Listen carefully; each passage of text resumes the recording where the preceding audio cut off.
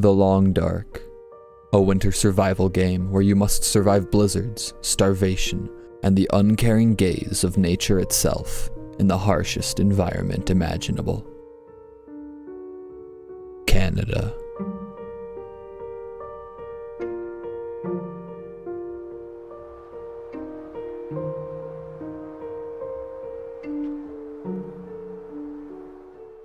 Being forced to endure numerous trials, cabin fever, ketchup chips, frostbite, and fatigue, this is an experience that can be summed up by one word, and one word only: misery.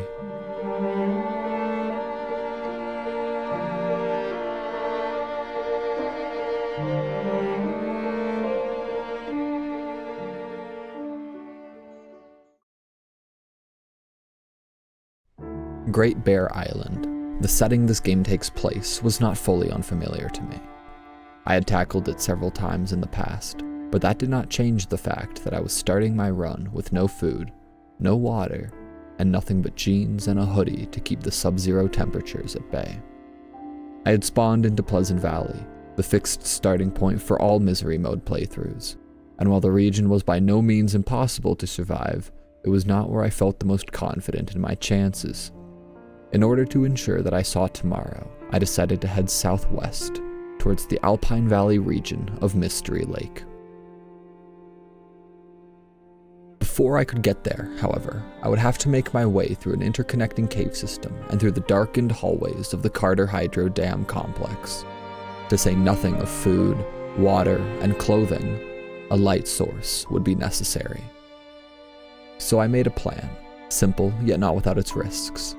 First, I would head towards the nearby farmhouse and gather any and all resources that I could. From there, I would make my way towards the neighboring barn and head into town, where I was confident I could find food, water, and most importantly, matches. After gathering all I could, I would work my way back along the roadside, take a short rope climb to reach the signal tower, and from there, make my way through the connecting cave system and river, and finally work my way up through Carter Hydro Dam and into Mystery Lake. The journey would be fairly straightforward, but would have to take place over the course of several days. If I delayed even a little too long, I would run the risk of getting caught by a blizzard, stuck indoors without food or water. Time was of the essence, and my warmth was fading fast, and so, without further ceremony or ado, I set off.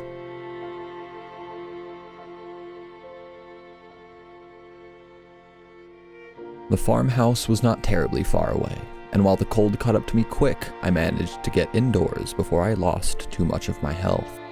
On my way over, I had snagged a handful of cattails, mushrooms, and rose hips, which I could use as tinder, teas, and a meager source of food, but the farmhouse had more to offer than just plants, and after a quick look around, I found painkillers, some cloth which I quickly turned into makeshift bandages, a book on wilderness cooking, about 2 days' worth of food and water, lantern fuel I could use to help make a torch, and a second pair of jeans to keep myself just a little warmer in the freezing temperatures. Having thoroughly combed the building, in good condition and with a few hours of sun left in the sky, I decided to set off immediately, hoping to make it to the barn, or even, with luck, town, by the time the first night settled in. It didn't take me long to get there, stopping only to grab a sewing primer from an abandoned car. But right as I was about to round the corner and head inside, I heard the howls of the one creature I had forgotten to take into account. Timber wolves. Timber wolves, which have a chance to spawn in any region in misery mode, hunt in packs, and instead of stalking you from a distance like the average wolf, they circle around you, rushing in one at a time from every direction until you fall. They are persistent, and can be held off only by marine flares, weapons, or campfires, none of which I had at my disposal. Fortunately, I was only a few steps away from the barn, and so, as the first wolf rushed in, I made a dash for the door, and slipped inside with only a few seconds to spare. While I was safe from the timber wolves for the time being, the barn was still incredibly cold, having been built with neither human residence nor winter apocalypse in mind. While not entirely plentiful in resources, unless I wanted to spend hours tearing apart boxes in the freezing cold, I did manage to find antibiotics, a granola bar, and, ironically, Dog food. The dog food, while enough to keep a man from starvation for a few hours longer, would not be enough to quell the ravenous appetite of the timber wolves lurking outside, and so, in order to wait them out and regain some of my warmth, I spent an hour curled up in a farm truck that had been parked inside, where the cold was kept relatively at bay. There was no guarantee that the barn would not get any colder during the night though, and while the truck provided some warmth, if I stayed the night and it got much colder, I would be stuck, freezing and in the dark.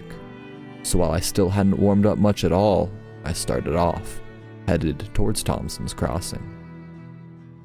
The sun was already setting, and I had maybe an hour or two at most before it became too dark to see, but I managed to make it into town. I call it a town, but in reality, Thompson's Crossing is nothing more than a cluster of buildings built by a nearby bridge. It was the closest thing to civilization I was going to get, however, and so with the limited light I had left to me, I began scavenging the buildings. I managed to find a little more food and water before both darkness and exhaustion overtook me, but right before I called it a night, I managed to find the most helpful piece of loot so far. A light shell jacket, and one in good condition at that. While not terribly warm, a light shell would keep the worst of the wind off of me, and so, comforted by my new apparel, I closed my eyes and slept through my first night of misery. Upon waking, I wasted no time and went right back to scavenging the town, gathering more water, some firewood, and a dress shirt before I went to search through the convenience store across the street, where I found not only the matches I was expecting, but also a sewing kit, which I promptly used to craft some makeshift gloves, which would help to keep frostbite at bay.